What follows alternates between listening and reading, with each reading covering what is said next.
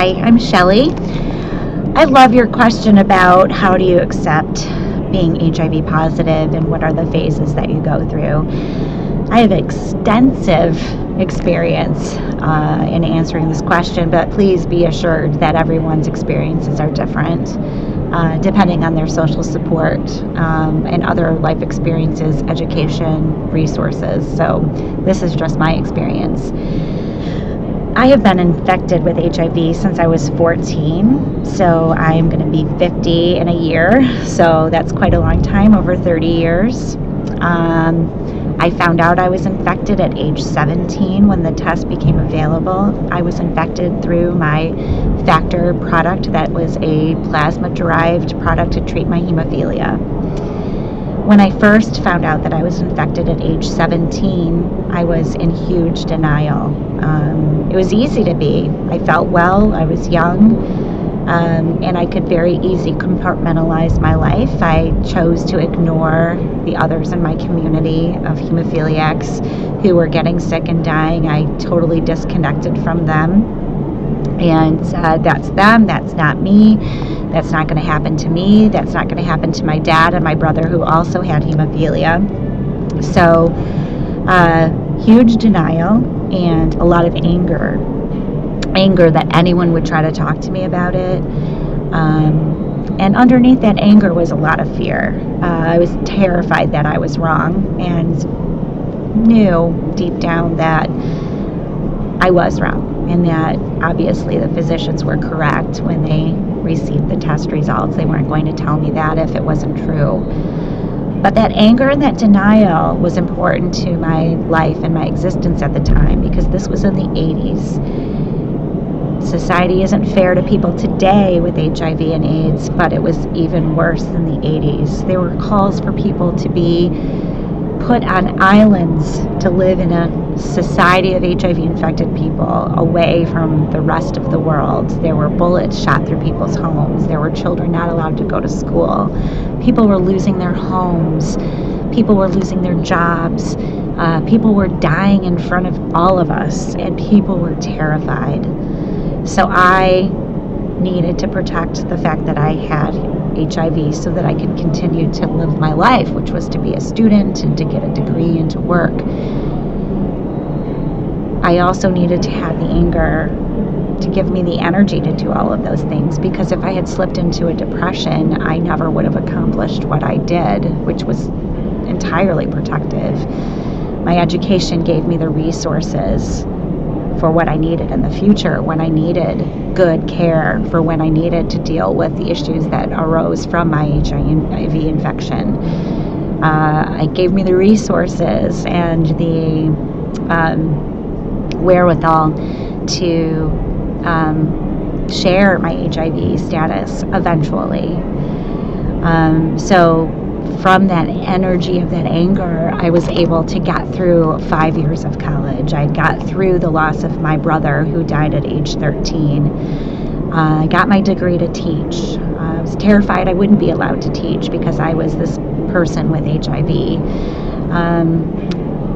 And that led me, actually, my experience of teaching led me to the next phase in acceptance of my HIV status. So I became a teacher. Nobody knew I had HIV, except for my husband, someone who married me despite having HIV. That's a whole nother story. But I was hearing these students talking about the risks that they were taking, having unprotected sex, drinking and using alcohol, and decreasing their inhibitions, and they were making terrible choices that I never had to make. I just was infected through medication, and I was getting increasingly irritated with people not understanding the choice and the option that they had. They didn't have to get HIV. They just needed to have the information and not make the wrong choice. So I turned to my husband and I said, and we were actually traveling somewhere in Europe or something, and I said, I have to share my status. I might lose my job. You might lose your job. He was a teacher at the same school. And he said, you know what? You do what you need to do. I needed to share my story to tell these kids, like, you don't understand. You do not want this. You don't have to have this. Use a condom. That's all you need to do. I thought it was that simple, didn't I? I was very naive. But so I came forward to this private school and thought I was going to get fired. Luckily, for a lot of reasons, again, I don't have time to go into today, I didn't get fired. A lot of people were questioning the safety for their children. I had to agree to only use the staff bathroom just in case HIV was transmitted through toilet seat sharing.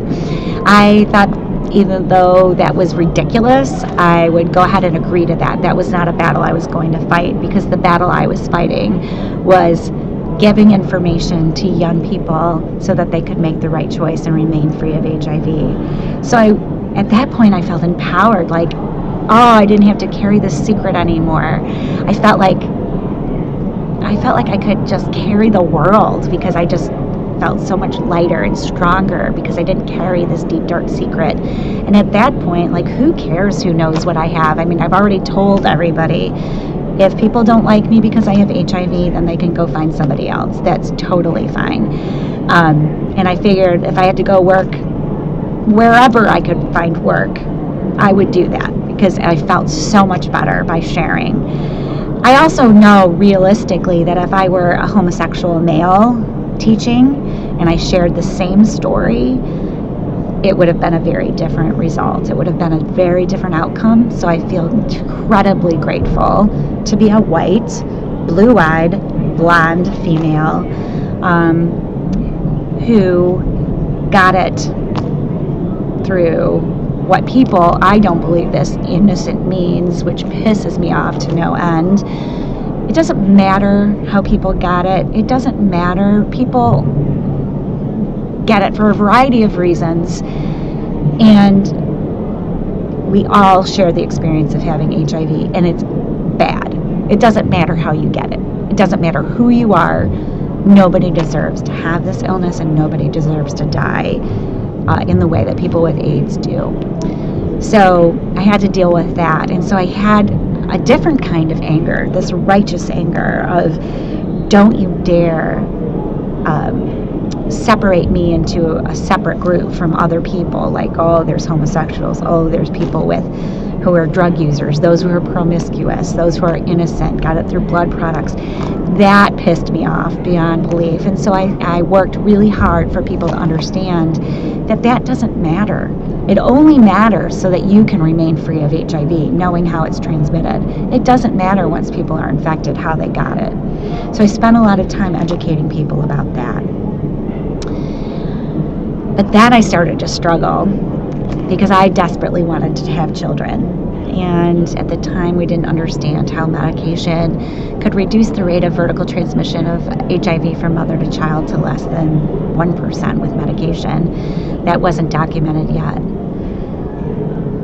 I wanted to adopt. My brother was adopted, and it was a great experience, but I wasn't allowed to adopt through a private adoption because of my HIV status, nor was I allowed to adopt through international adoption because of my HIV status. But guess what?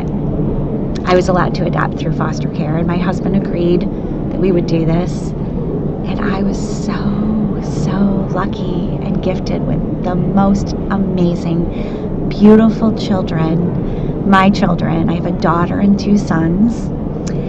While they have their challenges, everything that I have gone through with my hemophilia, with my HIV, and learning to advocate for myself and dealing with such challenges and such deep distress and loss has made me the mother that I need to be for my 3 babies, who are not babies right now. Right now they're 14, 13, and 9. And this is 2016.